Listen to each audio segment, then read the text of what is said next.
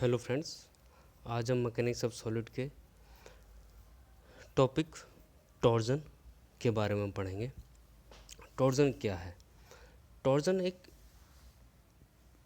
Is twisting of structure member और body. मतलब torsion, जिसको हम हिंदी में मरोड़ कहते हैं, एक ऐंठन है किसी बॉडी में जब वो when it is loaded bye turning force या ट्विस्टिंग फोर्स या कपल। जब इसके मतलब किसी बॉडी के हम एक एंड पर ट्विस्टिंग फोर्स या टर्निंग फोर्स लगाते हैं तो उसमें जो ऐंठन प्रोड्यूस होती है उसे हम टॉर्जन कहते हैं। That produce rotation about longitudinal axis, और इसके कारण उसमें रोटेशन प्रोड्यूस होती हैं उसके स्पर्शी एक्सिस के अलोंग। एग्जाम्पल के तौर पर आप देखें, जब हम कोई गीला तौलिया या कुछ सुखाते हैं तो उसे ट्विस्ट करते हैं हम अपोजिट डायरेक्शन में, तो उसे हम टॉर्जन कहते हैं।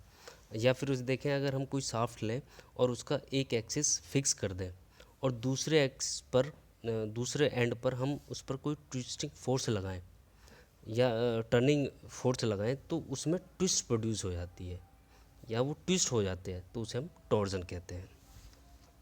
Torsion of shaft. To transmit energy by rotating it is necessary to apply turning force. अगर हम किसी शाफ्ट से पावर ट्रांसमिट करना चाहते हैं तो ये ज़रूरी है कि हम उस पर टर्निंग फोर्स लगाएं। In case of A shaft, if the force is applied tangentially, अगर शाफ्ट के केस में अगर हम देखें कि हम फोर्स को स्पर्शी तौर पर लगाएं, टेंजेंशियल का मतलब स्पर्शी तौर पर लगाएं, and in the plane of transverse cross section, the torque और twist moment may be calculated by multiplying the force with the radius of the shaft. यानी जो हमारा टॉर्क है या ट्विस्टिंग मोमेंट है उसको हम मेज़र कर सकते हैं, जो हमने फोर्स लगाया एफ और इनटू आर, जो उसकी रेडियस है शाफ्ट की। If the shaft is subjected to two opposite turning moment, अगर कोई शाफ्ट दो अपोजिट टर्निंग मोमेंट लग रहे हैं किसी शाफ्ट पर, then it is said to be pure torsion, तब उसे हम प्योर टॉर्जन की कंडीशन कहेंगे। And it will exhibit the tendency of shear off, यानी इसमें जो स्ट्रेस प्रोड्यूस होंगी वो सीयर स्ट्रेस होंगी सारी। Cross section which is perpendicular the longitudinal axis. Difference between torque and torsion. Torque and torsion are both related to turning effect, यानी जो दोनों हैं, यानी टॉर्क और टॉर्जन है, दोनों घुमाऊ इफेक्ट प्रोड्यूस करेंगे किसी भी बॉडी में। The main difference between torque and torsion is that, जो मेन डिफरेंस है टॉर्क एंड टॉर्जन का, is that torque describe something that is capable of producing N angular acceleration, यानी टॉर्क वो है जो बॉडी में एंगुलर एक्सेलेरेशन को describe करता है, यानी बताता है, कोणीय त्वरण को बताता है, उसे हम टॉर्क कहते हैं। वेयर एज, जबकि टॉर्जन डिस्क्राइब द ट्विस्ट, और जबकि जो टॉर्जन है वो ऐंठन को बताएगा, किसी बॉडी में कितनी ऐंठन हुई है, formed in a body due to torque, उस टॉर्क के कारण उस बॉडी में कितनी ऐंठन हुई है उसे हम टॉर्जन के द्वारा बताते हैं। Torque is a force that is capable of changing an object. Torque एक फोर्स है जो कैपेबल है changing of object angular velocity, जो कोणीय वेग को बदल सकता है किसी भी बॉडी के। टॉर्क को हम कैसे लिख सकते हैं? Torque equal to force into distance, axis से जो डिस्टेंस है फोर्स की। अब है एजम्पशन फॉर टॉर्जन इक्वेशन, मरोड़ समीकरण के लिए मान्यताएं क्या क्या हैं। पहली है, मटेरियल जो है शाफ्ट का वो यूनिफॉर्म होना चाहिए थ्रू आउट, यानी पूरी जो लंबाई में जो मटेरियल की कंपोजिशन है वो सेम होनी चाहिए। दूसरा है कि जो शाफ्ट जो सर्कुलर क्रॉस है वो लोडिंग से पहले लोडिंग के बाद भी सर्कुलर होना चाहिए। ऐसा नहीं कि जब हमने लोड लगाया या कोई फोर्स लगाया उसकी शेप सर्कुलर से कुछ और हो गई। जो प्लेन सेक्शन है शाफ्ट का वो लोडिंग के बाद भी प्लेन ही रहना चाहिए। चौथा, twisting along the length of the shaft is uniform through out, यानी टॉर्क लगाने के बाद या ट्विस्टिंग मोमेंट लगाने के बाद जो ट्विस्ट प्रोड्यूस हुआ शाफ्ट में वो पूरी लेंथ में बराबर होना चाहिए। ऐसा नहीं कि कहीं कुछ दूरी पर अलग और कुछ दूरी पर अलग। 5वां है the distance between any two normal cross section remains the same after applying torque. जो दो नॉर्मल क्रॉस सेक्शन के बीच के जो डिस्टेंस है वो सेम होना चाहिए, उसमें लोड या टॉर्क अप्लाई करने के बाद कोई डिफरेंस नहीं आना चाहिए। और नेक्स्ट छठा और इम्पोर्टेंट है maximum shear stress induced in shaft due to application of torque does not exist its elastic limit value. यानी जो उस टॉर्क के कारण शियर स्ट्रेस प्रोड्यूस होगी शाफ्ट में वो इलास्टिक लिमिट से कभी भी ऊपर नहीं होनी चाहिए। अब हम फाइंड करेंगे टॉर्जन इक्वेशन। एक शाफ्ट में टॉर्जन इक्वेशन कैसे हम जो है फाइंड करेंगे। ये एक शाफ्ट है जिसकी लेंथ L है और हम इसमें देख सकते हैं कि डायमीटर हमने इसका D लिया है। IP हमने पोलर मोमेंट ऑफ इनर्शिया लिया है, इसे हम आगे बताएंगे। टॉ शियर स्ट्रेस है हमारी। C या G हम C भी ले सकते हैं, G भी ले सकते हैं, मॉडुलस ऑफ रिजिडिटी जिसे हम कर्तन गुणांक कहते हैं हिंदी में। शियर स्ट्रेस को हम कर्तन स्ट्रेस कहते हैं, कर्तन प्रतिबल।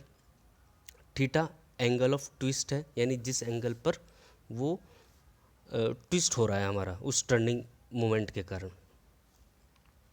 अब देखो माना हमने टी वो टर्निंग मोमेंट लगाया और उसके कारण ये shaft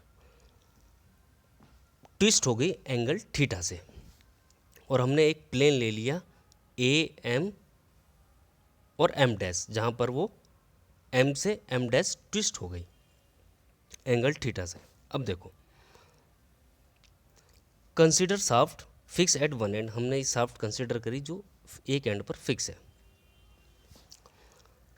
and twisting torque applied on the other end, हमने एक टी ट्विस्टिंग टॉर्क अप्लाइड कर दिया है। If a line A M is drawn on the shaft, हमने ए एम एक लाइन ड्रॉ कर ली है शाफ्ट पर। It will distort to A M dash, ये इस ट्विस्टिंग मोमेंट के कारण, ट्विस्टिंग टॉर्क के कारण ए एम से ए एम डैश पर शिफ्ट हो जाएगी। On the application of this torque this cross section will be twisted through angle theta, यानी जो उसका क्रॉस सेक्शन है वो थीटा एंगल से ट्विस्ट कर गया। End surface by angle phi, और जो सरफेस है उसकी वो फाई एंगल से डिस्टॉर्ट कर गई, यानी विस्थापित हो गई वहाँ से। अब हम यहाँ से देख सकते हैं ये ट्राइंगल ले लें A M M dash. A M M dash में अगर हम टेन फाई लगाएं तो tan phi M M dash upon A M होगी लंबटे आधार, तो इसका जो बेस है वो एल हो गया, तो M M dash upon L. अब M M dash upon L हो गया।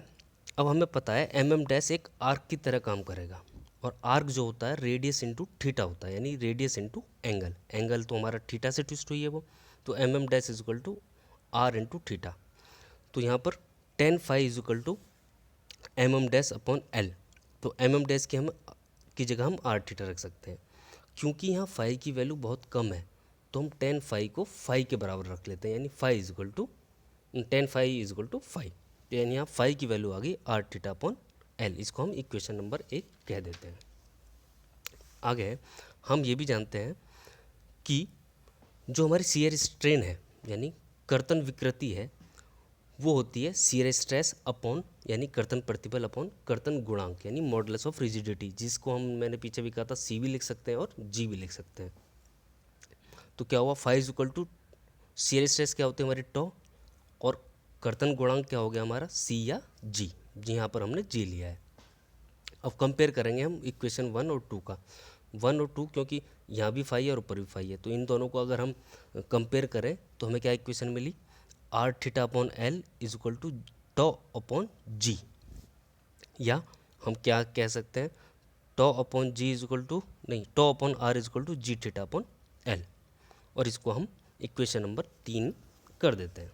अब क्या करा हमने, इस पूरी शाफ्ट में से एक छोटा एलिमेंट्री रिंग ले लिया जिसकी थिकनेस डी आर है और जिसकी सेंटर से दूरी आर है, और टोटल जो शाफ्ट है उसकी रेडियस आर है, और इस पे जो सी रेडियस स्ट्रेस प्रोड्यूस होगी वो टो आर है, क्योंकि हम एलिमेंट्री रिंग ले रहे हैं। अब तो जो घुमाव टर्निंग फोर्स है यानी घुमाव बल इस एलिमेंट्री रिंग पर, वो क्या होगा, घुमाव बल होता है हमारा शियर स्ट्रेस इनटू एरिया। तो यहाँ पर हम शियर स्ट्रेस किसकी लेंगे, इस रिंग की यानी टो आर, एरिया इस रिंग का 2πr इंटू डी आर। अब ये तो टर्निंग फोर्स हो गया। अब इस टर्निंग फोर्स के कारण यानी इस घुमाऊ बल के कारण जो उसमें टर्निंग मोमेंट यानी घुमाऊ घूर्ण उत्पन्न हुआ है वो कितना होगा, हमें पता है घुमाऊ घूर्ण या टर्निंग मोमेंट होता है फोर्स इनटू डिस्टेंस। तो डी टी फोर्स क्या है हमारा, जो टर्निंग फोर्स है, डी एफ और डिस्टेंस क्या होगी आर। तो tau R 2πr D R into R, तो ये क्या हो गया tau R 2πr square D R. ठीक है, अब हमें टोटल शाफ्ट का अगर हम टर्निंग मोमेंट निकालें यानी घुमाव घूर्ण निकालेंगे तो हम इसका इंटीग्रेशन करेंगे। जो अगर हम इसका इंटीग्रेशन करेंगे यानी इंटीग्रेशन डी टी 0 आर, क्योंकि ये मैक्सिमम हमारी जो उसकी लिमिट है रेडियस की वो कैपिटल आर है, tau R 2πr square D R. अब आगे यानी 2π बाहर ले लिया हमने, तो 0 से R T R tau R R की स्क्वायर डी आर। अब आगे देखो, अगर हम पूरी शाफ्ट के लिए लेंगे तो इक्वेशन दूसरे से tau R upon R is equal to upon L होता है, हम पीछे पढ़ चुके हैं। और छोटे रिंग के लिए tau R upon small R होगा। तो इन दोनों को हम बराबर रख सकते हैं, यानी टो आर की वैल्यू हम लिख सकते हैं tau into R upon R. इस वैल्यू को यहाँ पर रख दो, तो t is equal to 2π 0 to R, limit होगी tau R upon R into R square D R. तो हमारे पास क्या आ गया 2π tau upon capital R 0 to R R Q upon D R. इसका इंटीग्रेशन के बाद हमें मिल गया t is equal to tau pi R Q upon 2। ये हमें ट्विस्टिंग मोमेंट मिल पूरी शाफ्ट के लिए, सॉलिड शाफ्ट के लिए। अब अगर हम इसे डायमीटर में लें यानी आर की जगह d/2 लिखें तो t is equal to tau into π/16 D Q. ये जो इक्वेशन है इसे हम सॉलिड शाफ्ट की स्ट्रेंथ कहते हैं, कि सामर्थ्य है ये सॉलिड शाफ्ट के लिए।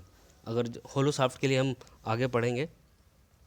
अब जो ये हमने ऊपर इक्वेशन निकाली t is equal to tau pi R Q upon 2, इसको दोबारा लिखो यहाँ पर लिखने पर, और इसमें r की मल्टीप्लाई कर दो और r का डिवाइड कर दो, तब उस कंडीशन में हमें इक्वेशन मिलेगी t is equal to tau upon R into pi R की पावर 4 अपॉन 2। ये जो टर्म है पाई आर की पावर 4 अपॉन 2, इसको कहते हैं हम ध्रुवीय जड़त्व आघूर्ण यानी polar moment of inertia. Polar moment of inertia क्या है, ये कैपेसिटी है अपोजिंग द टोर्जन, यानी टोर्जन को अपोज करने की जो कैपेसिटी होती है उसे हम ध्रुवीय जड़त्व आघूर्ण कहते हैं, और इसे हम आई पी या कैपिटल जे से रिप्रेजेंट करते हैं। तो t is equal to tau upon R into I P या जे से भी लिख सकते हैं। तो हम इसे आगे सॉल्व करें, t upon I P tau upon R, या आई पी की जगह जे ले लो, T upon J is equal to tau upon R. और तो हम टो अपॉन आर पीछे पढ़ चुके हैं, जी थीटा अपॉन एल होता है। तो इन तीनों इक्वेशन को इकट्ठा कर दो, tau upon J tau upon R is equal to G theta upon L. यही टॉर्जन इक्वेशन होती है। नेक्स्ट है हमारा ध्रुवीय मापांक या ध्रुवीय गुणांक, इसे बोलते हैं पोलर मॉडुलस। पोलर मॉडुलस इसे हम ZP से रिप्रेजेंट करते हैं। ये क्या है, ये रेशो है ध्रुवीय जड़त्व आघूर्ण का और शाफ्ट की रेडियस का, यानी जुड़त्व जो हमने पीछे पढ़ा अभी, पोलर मोमेंट ऑफ इनर्शिया और शाफ्ट की रेडियस के बीच का जो रेशो है उसे हम ध्रुवीय मापांक या गुणांक कहते हैं। और इसकी जो लिमिट होती है वो mm³ होती है, या m की पावर 4 हो गई। ये सॉलिड शाफ्ट के लिए इसकी वैल्यू π/16 DQ होती है, और होलो शाफ्ट के लिए इसकी वैल्यू π/16। अगर होलो शाफ्ट का जो आउटर डायमीटर है कैपिटल D और इनर डायमीटर स्मॉल d है, तब इसकी वैल्यू होगी π/16 D की पावर 4 माइनस D की पावर अपॉन कैपिटल D। अब है टॉर्जनल रिजिडिटी, इसे हिंदी में कहते हैं मरोड़ दृढ़ता। इसे हम स्मॉल k या म्यू से रिप्रेजेंट करते हैं।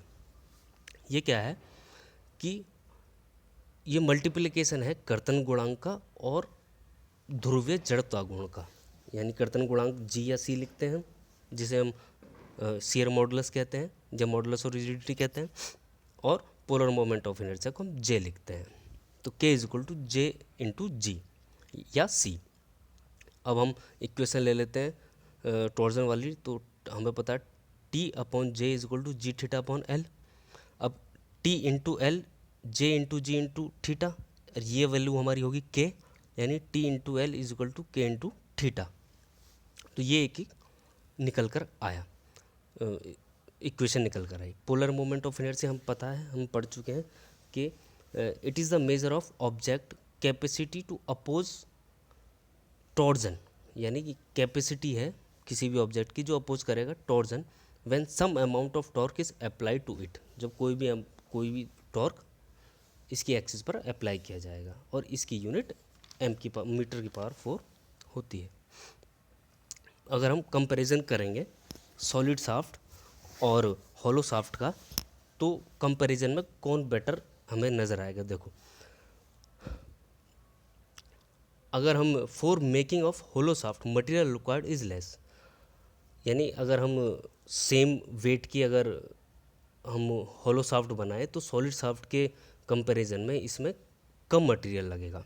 होलो shaft lighter than solid shaft, यानी वो जो होलो शाफ्ट होती हैं वो सॉलिड शाफ्ट से थोड़ी हल्की होती हैं अगर सेम पावर ट्रांसमिट करें तो हम। तीसरा है hollow shaft more efficient than solid shaft, जो होलो शाफ्ट होती हैं वो अच्छी दक्ष ज़्यादा होती हैं सॉलिड शाफ्ट के कंपेयर में। नेक्स्ट है for the same weight hollow shaft have more torque और फोर्स ट्रांसमिट कैपेसिटी, यानी सेम वेट अगर दोनों शाफ्ट में है सॉलिड और होलो में, तो होलो शाफ्ट ज़्यादा पावर ट्रांसमिट कर सकती है as compare to solid shaft. अब है comparison of weight of solid shaft and hollow shaft. अब हम होलो शाफ्ट और सॉलिड शाफ्ट का जो कंपैरिजन करेंगे वेट और स्ट्रेंथ के आधार पर। हम कंसिडर करेंगे एक सॉलिड शाफ्ट और एक होलो शाफ्ट जिसका वेट सेम है, मटेरियल सेम है। मटेरियल सेम होने का मतलब है कि उनकी डेंसिटी भी सेम होगी, यानी जिसे हम घनत्व कहते हैं, और उनकी लेंथ भी सेम है। हमने कंसिडर किया WS सॉलिड शाफ्ट का वेट, WH होलो शाफ्ट का weight, capital D diameter of solid shaft, capital DO outer diameter of hollow shaft, rho density होगी, capital DI inner diameter of shaft, VS volume of solid shaft, VH volume of hollow shaft, AS area of solid shaft, AH area of hollow shaft, tau S shear stress in solid shaft और tau H shear stress in hollow shaft. अब from torque equation पर आ जाओ। हमें पता है टॉ upon J यानी polar moment of inertia is equal to tau upon R. तो यहाँ से हमने टी टॉर्क निकाल लिया, T is equal to tau upon R into J, equation से 1 मान लो। अब आ जाओ वेट ऑफ सॉलिड शाफ्ट यानी WS। हमें पता है वेट क्या होता है, मास इंटू ग्रेविटी है, m इंटू जी द्रव्यमान, और डेंसिटी जो घनत्व होता है वो होता है मास अपॉन वॉल्यूम। ठीक, तो यहाँ से m की वैल्यू जो मास अपॉन वॉल्यूम से m की वैल्यू रो वी आ गई, इसको इस इक्वेशन में रख दो तो WS जो सॉलिड शाफ्ट का आ गया वो, और वॉल्यूम होता है एरिया इंटू लेंथ, तो एरिया जो होगा वो होगा π/4 d² सॉलिड सर्कुलर शाफ्ट के लिए।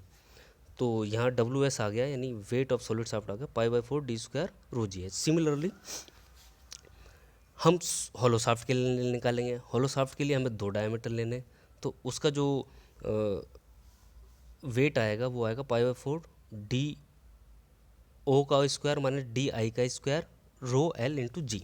इन दोनों को कंपेयर कर दो। इन दोनों कंपेयर करने के बाद हमें क्या मिलेगा, D² is equal to DO² minus DI²। अब हम इन दोनों वेट को अनुपात निकालते हैं, यानी WS अपॉन WH।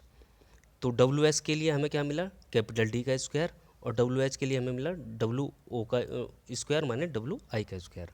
अब हम कंसिडर करेंगे कि इन दोनों शाफ्ट में जो स्ट्रेस प्रोड्यूस हो रही है वो समान है, यानी tau S is equal to tau H. ये और एक चीज़ और, ऊपर डेंसिटी भी कट गई, लेंथ भी कट गई, क्योंकि हमने इन दोनों शाफ्ट की लेंथ सेम ली है और मटेरियल सेम लिया है, तो डेंसिटी भी सेम होगी। अब हम कंसिडर करेंगे कि इसका जो स्ट्रेस है दोनों में जो प्रोड्यूस हुई है वो सेम है। तो फिर सेम उसी इक्वेशन से, टॉर्सल इक्वेशन से, T is equal to tau upon R into J.